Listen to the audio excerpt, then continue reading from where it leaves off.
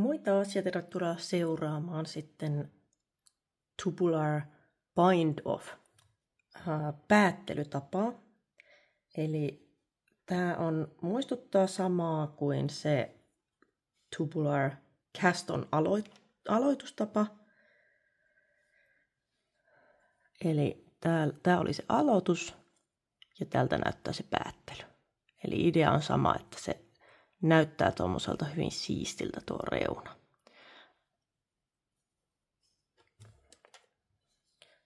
Tässä on tehty ihan päättely vaan suorilta. Ja tässä tilkussa taas mä oon tehnyt 2 semmoista vahvistuskierrosta samaan tapaan kuin miten tää aloitettiin. Niin se kyllä vähän tuolta kuultaa läpi, mutta tää on myös vähän semmoinen paksumman ja tukevamman oloinen.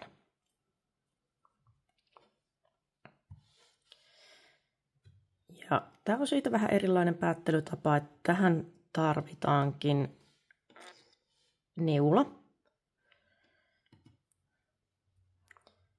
Ja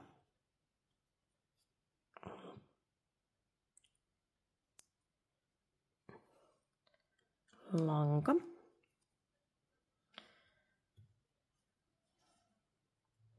Ja tässä mallitilkussa mä oon tehnyt aina oikein reunaa. Sen takia tässä on nyt niin kuin 2 nurjaa vierekkäin ja täällä toisessa päässä taas sitten on 2 oikeita.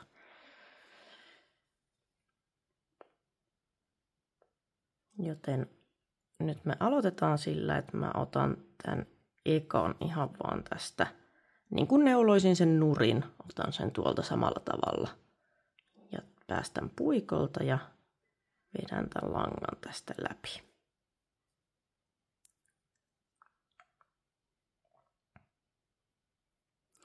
Sitten päästään aloittamaan kunnolla, eli otetaan tämä nurja samalla tavalla kuin lähdettäisiin neulomaan se tästä nurin. Eli täältä vähän niin kuin takaa. Päästetään pois ja sitten katsotaan, missä on seuraava nurja. Ja se taas sitten pujotetaankin tämä neula vähän niin kuin se neulottaisi oikein. Eli otetaan tuolta ensin oikean silmukan takaa ja sitten täältä, eli kun nurja otettaisiin niin kuin tältä puolelta, niin me otetaankin se niin kuin oikealta puolelta, eli tuolta välistä. Ja vedetään läpi. Sitten otetaan oikea, niin kuin neulottaisi se oikein, eli tältä puolelta. Ja seuraava oikea me otetaan niin kuin vähän niin kuin neulottaisi se nurin, eli ei oteta täältä niin kuin otettaisiin oikein se, vaan otetaan se täältä niin kuin lähdettäisiin neulomaan sitä nurin. Ja aina se ensimmäinen silmukka tipautetaan tuosta puikolta.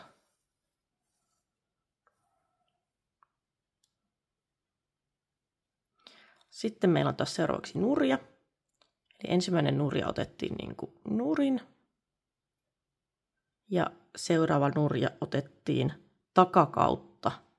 Eli tämän oikean silmukan takaa. Ja niin kuin neulottaisi se oikein. Ja vetään läpi. No. Ja sitten taas oikea silmukka otetaan eka niin kuin neulottaisi se oikein ja toka niin kuin neulottaisi se nurin.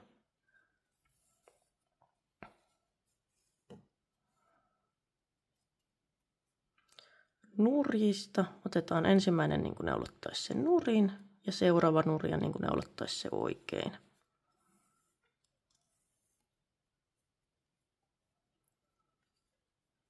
Ja tätä toistetaan. Ensimmäinen oikealta puolelta ja toinen oikea nurjalta puolelta.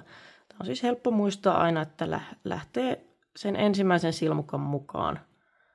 Et jos sulla siinä ensimmäinen silmukka on nurja, niin ensimmäisen sä nostat niin kuin neuloisit nurjan eli nurjalta ja toisen sitten oikealta. Taas jos sulla ensimmäinen on oikea, niin ensimmäisen nostat niin kuin se olisi. Lähtisit neulomaan sitä oikein ja toisen nostat niin kuin neuloisit sitä nurin.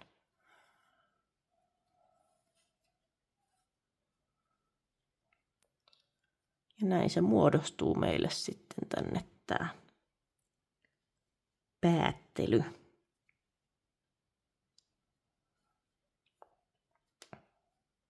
Että tästä kannattaa vähän itse testailla, että mikä se on se, kuinka paljon sitä haluaa vetää. Että jossakin sanottiin, että kannattaa jättää tosi löysäksi. Musta taas tuntuu, että tämä meinaa nyt jäädä mulla tosi löysäksi, vaikka mä edes yritä jättää sitä tosi löysäksi. Että vähän sen oman tyylin mukaan. Tuo on siis nurja, eli noin ja noin.